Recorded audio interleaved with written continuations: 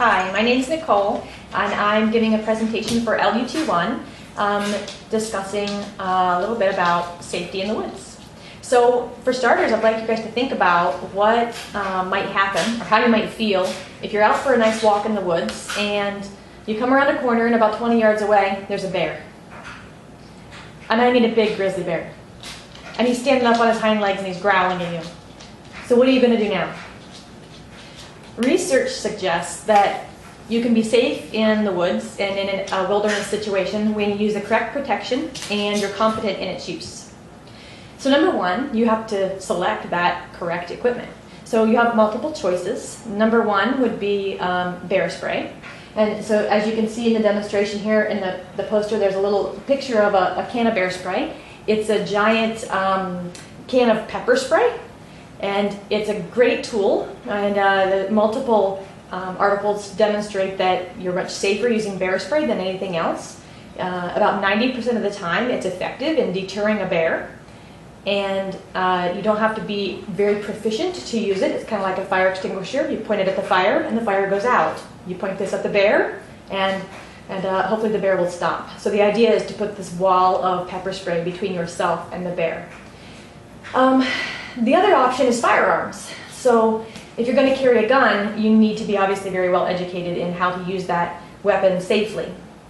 So about 50% of the time, they say people with a firearm still end up injured by the bear. Why does that happen?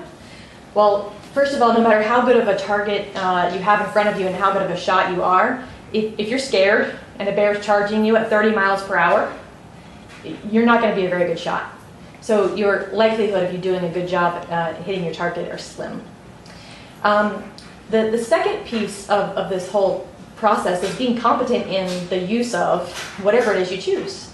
So if you do choose to use bear spray, then you have the opportunity to place a nice barrier between yourself and the bear with this wall of bear spray. So it's simply a matter of pull it out of its little holster, shoot it at the bear, you pull the trigger. So we have this nice demonstration in a photo of a gentleman with a bear, and you see he's actually very close. So the bear spray shoots about 30 feet, about 70 miles per hour, according to the information I have found.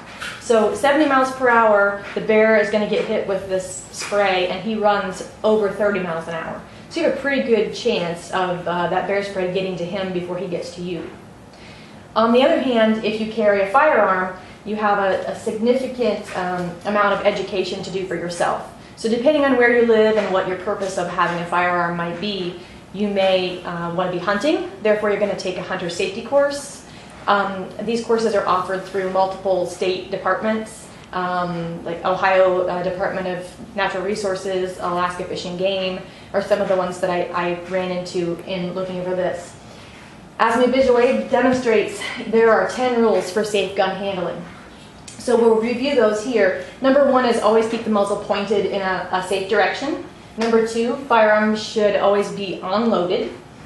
And number three, don't rely on your gun's safety. So every gun has a little button you push that keeps it safe, but we all know things like that don't always work. Number four, be sure of your target and what's beyond it. Number five, using the correct ammunition.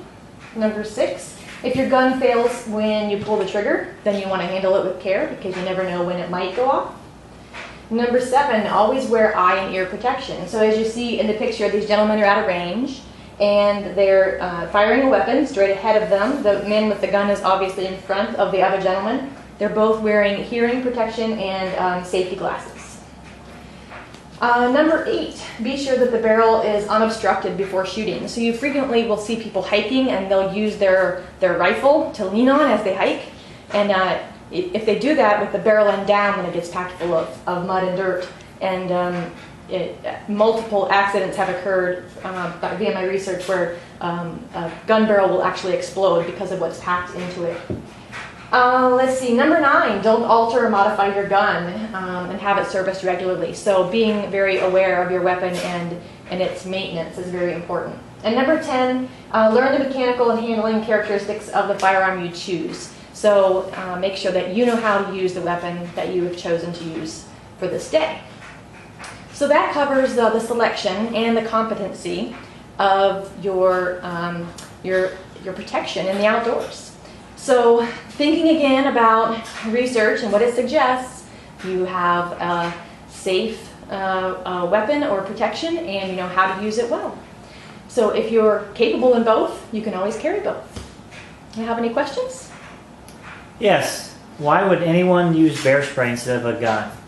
Well, as I explained, the information that I have found shows that you're safer using bear spray because no matter how nervous or upset or scared you are, you're much more likely to hit your target with bear spray. And what is the benefit of a handgun as opposed to a rifle? So using a handgun, you actually point and shoot, whereas using a rifle, you have to actually pull up and aim. So since the bear's coming at you at over 30 miles an hour, you have a much better chance of hitting your target with a point and shoot method. Okay? Thank you.